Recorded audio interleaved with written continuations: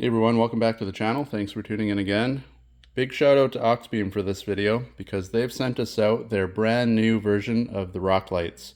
They're color changing, so again, this cool motor Bluetooth app, that's what you're going to download if you're watching this video to be able to control these things. But what it is their brand new rock lights that are going to be going on our Frontier here. Now, if you've been following along, you know that they've also sent out in the past their Auxbeam switch, and that's what's controlling all of our aftermarket lights on the truck so far. So, lucky for us, being that this is straight from Auxbeam, it'll hook up into that panel. You can control them no problem, on and off, and then you download this app and you can control what color you want them to be, because they are the RGB lights, red, green, blue. You can download instruction manuals in here. You got downloads for your app, depending if you got Android or iPhone, and it just goes over a quick rundown of how to do that. We'll do this on the install video. I'm waiting for one more thing to install this, and then you can watch that video. But for this, we're just going to unbox it, show you what they look like, and hopefully if you're in the market for some rock lights, go down below. I'll leave the link. You can pick up some of these for yourself and save yourself a few bucks. Alright, now in the box you get a few different things. Now I've already set up most of these because I'm kind of pre-building them, getting them ready to go on the truck. But what you get is your little remote here. You can see, super simple, on and off. You can adjust the different modes, and then of course you got some preset colors, and if you use the app, you can actually go on a color wheel and change it to colors that may be in between some of these preset colors. But for an easy version, it's literally just click it towards the truck when it's on, and they're going to change to whatever color you want them to be. So that's super nice. Keep in mind, I did order this. I know some of you guys will see it in the video and ask. What this is extensions. There's a few different ways you can do this. I'm going to put them just in the wheel wells, two in the front, or two in the front, two in the back. Nothing actually underneath the truck. So what this is it's basically just like a 6-foot connector. So it'll connect from the back to the front, and then the front will connect to the box that will be under the hood to power everything. Now, the other way you can do it is they sell separate lights that are kind of like extenders. So if you want to put lights under the truck itself as well, you'll have your wheel well, and then they come with just a single light with wire out each side. You can kind of put 1, 2, 3, depending what size vehicle or what you're doing this on. And it's basically the same idea as the extension wire, except there's extra bonus lights in between.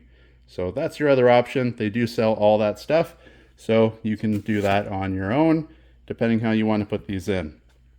Now, next in the box is the controller for everything. So in the middle here, we pull this out, and as you can see, it's just a little box. Added bonus, in case you lose the pamphlet or whatever, right on top, they have the little codes. You can scan them, and again, iOS or Android, it'll give you the app to be able to control this thing. And then it's super simple. Out, I know it's all kind of tangled up. Out that side, you have your positive negative wire. That'll go straight into the Auxbeam itself. And then you have two, because of course you have a driver and a passenger, you'll have two cables. And what it is you'll obviously got male and female ends. These are the female ends. The male end will plug in, and then it's as simple as just threading this on. So this actually spins. You can see, you can pull it out of the way. So you plug them in. This has the little notch on the top there. I don't know if you can see it right by my fingernail. Add the notch up with the bump on the other one. Make sure they're the right way. Other way to check these, you can see you got a little arrow, and on the other side you got this little checkered pad. So you want the arrows pointing towards each other, and then it's as simple as putting this up, threading it down. Does not have to be extremely tight, but that's how you put them together. Super simple. Anybody can do this in their garage, and the only thing you want to watch is make sure you got that little orange rubber washer on there, because when you tighten these up, you don't want any water or gunk getting in there. So of course, when you plug the other one in, it's going to butt up against there. And then when you thread this on, it in turn squishes that washer, and it's going to keep any liquid from getting under there. because especially if this thing's under your car or right above the wheels like it's going to be on ours, it's going to be picking up a lot of water and stuff in the rain, in the puddles, in the ditches, whatever you're driving in. You want to keep as much out of here as you can. And now, as for the lights themselves, this is the new for 2024 look. And as you can see, this one only has one wire coming out, so this is going to be for the very back of the vehicle. So, like I said, I already pre-built these things in a way. You're supposed to drill a small hole in your fender liner, and basically this will go up, you tighten the nut, and then your fender liner ends up like here, and then your rock light sits under the truck like that. But, of course, on my truck, the back has no fender liner, so what we're waiting for is some magnet mounts. I'm just going to get some really strong magnets, they'll hold it up on the metal, and the front will have the fender liner. So when that video comes, I'm going to show you both ways on how you can install these, and you can decide how to do it on your own. But as you can see, the light itself, super nice. And one benefit that I can see right away is, now not everybody does this.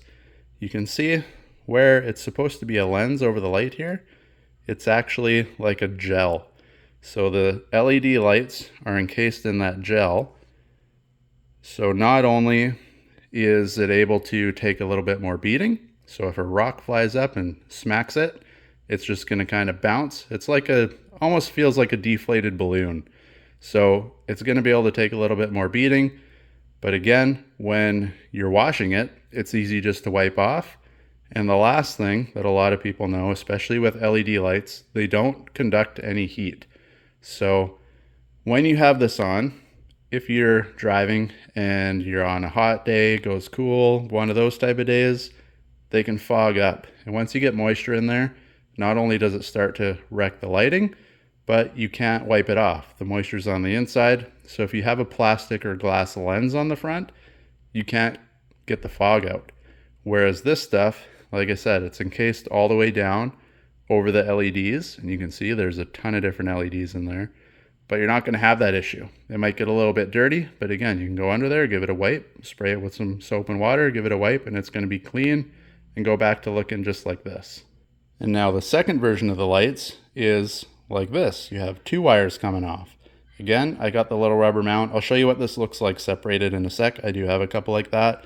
But basically, this will be your middle version, because you have the one light with the one wire on the very end. That's kind of like the end of the circuit, say.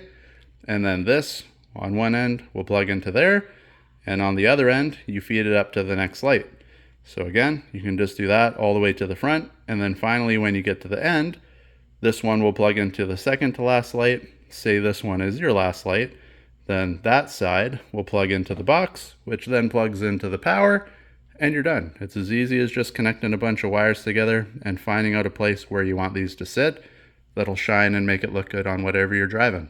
And then again, super well packaged for all Auxbeam stuff. The Auxbeam controller came set up like this too. They got this nice stiff foam. Everything's cut out. It fits for all the different parts.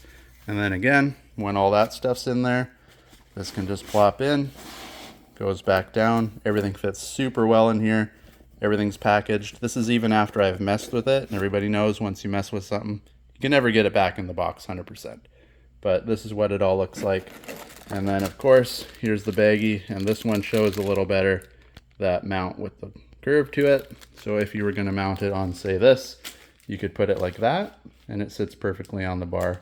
You would mount the light itself to this, and then you just have to worry about what you clamp this to the actual bar with.